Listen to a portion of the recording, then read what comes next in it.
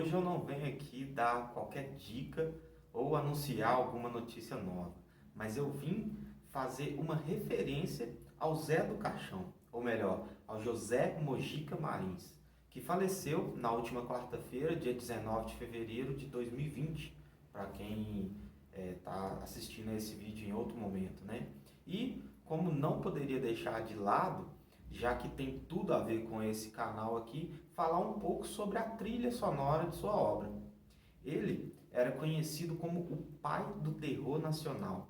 E eu, quando mais novo, era apaixonado pela sua figura, tendo assistido bastante na época do Cine Trash, na década de 90, né? E alguns de seus filmes por aí. Ainda quando eu não entendia muito de cinema, música e muito menos pensava nisso como profissão. O engraçado é que o meu despertar para essa área do audiovisual, profissionalmente falando, veio justamente com o cinema de horror, com as trilhas sonoras de suspense, tensão e por aí vai. E o Zé do Caixão, para nós brasileiros, era a figura mais próxima que a gente tinha disso, né? As lembranças mais bizarras que eu tenho nesse sentido, né, do audiovisual, além dos filmes, era de um tio meu, por exemplo, brincando e fazendo medo na gente, né, dizendo que ia chamar o Zé do Caixão ou se transformar nele e tal.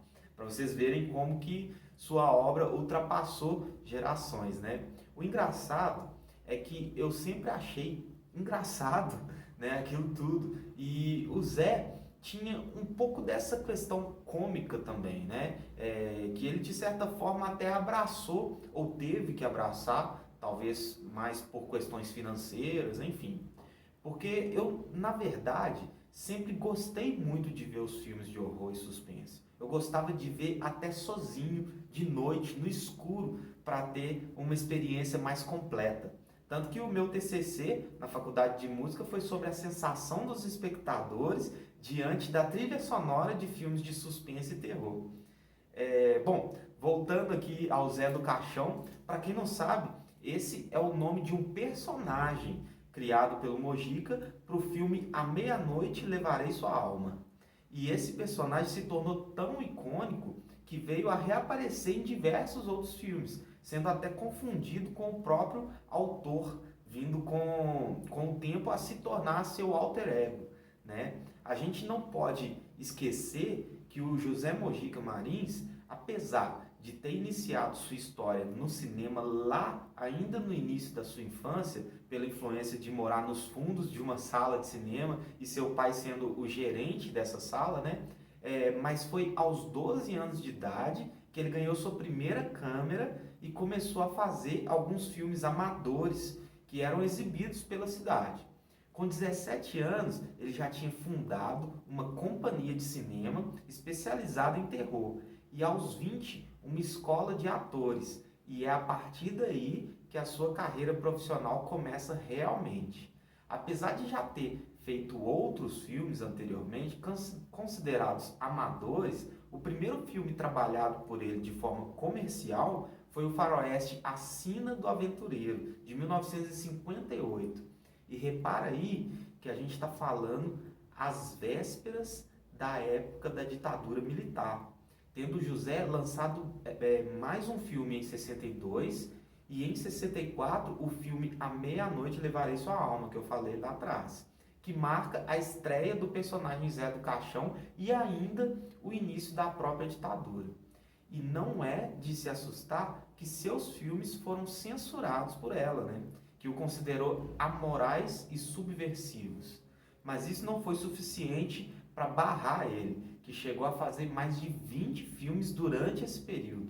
Apesar das dificuldades financeiras e da falta de apoio, o personagem Zé do Caixão chegou a ultrapassar barreiras geográficas e vários de seus filmes foram lançados na Europa, desculpa, e Estados Unidos, onde ele participou de mostras, festivais, recebeu vários prêmios, mas aqui no Brasil mesmo ele não conseguiu o mesmo sucesso e reconhecimento não, tá? E uma coisa que eu acho bem legal é que várias bandas de rock, como Sepultura, Pedra Lascada, Faith No More, Ratos de Porão, Ramones, White Zombie, enfim, reconhecendo o trabalho de José, homenagearam o seu principal personagem em músicas e capas de disco também, né? Tendo ele até mesmo participado com o poema e voz na faixa Prenúncio do álbum Against da banda Sepultura,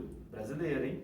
E assim, no caso do Zé, aproveitando o gancho da música aqui, né? O que eu quero falar aqui mesmo é de algo que nunca foi muito comentado com relação aos seus filmes, né? Mas como vocês já devem ter percebido, nosso tema principal aqui nesse canal, né, são as trilhas sonoras.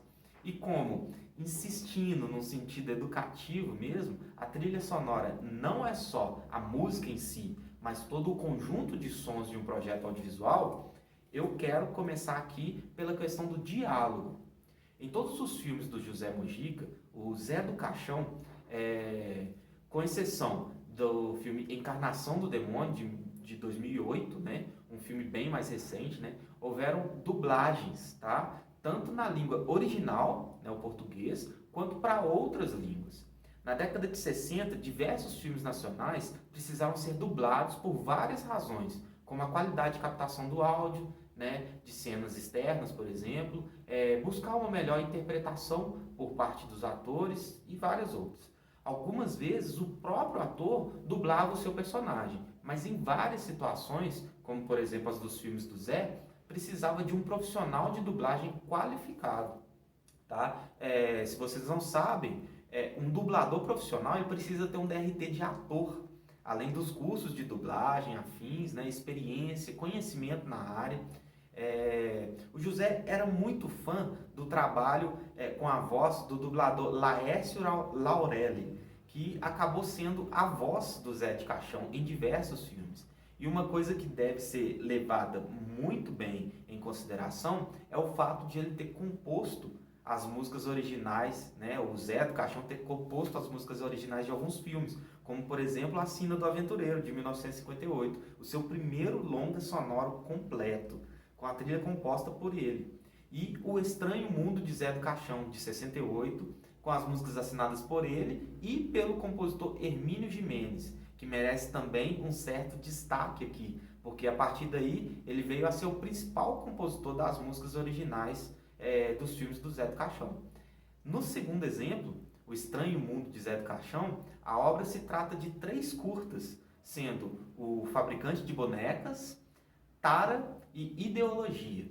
Essa obra chegou a ser muito criticada pelos defeitos técnicos, principalmente com relação ao som, onde a música às vezes se embolava com as falas dos personagens. Mas todos esses problemas podiam ser creditados a um grande vilão, o orçamento. O José Mojica dirigiu e produziu mais de 40 filmes em sua carreira, mas foi só em 2008 que sua obra recebeu os primeiros prêmios pela trilha sonora com o filme Encarnação do Diabo, pela música original de André Abujanra e Márcio Nigro, recebendo o troféu Menina de Ouro por melhor edição de som e música original no primeiro Festival Paulínia de Cinema. E também melhor música original no 5º prêmio Fiesp SESI de Cinema Paulista, além de vários outros prêmios em outras áreas, né? O José Mojica Marins deixa esse mundo, mas a sua obra cinematográfica e o Zé do Caixão permanecem com a gente e merecem seu devido aplauso e reconhecimento. Valeu, Zé!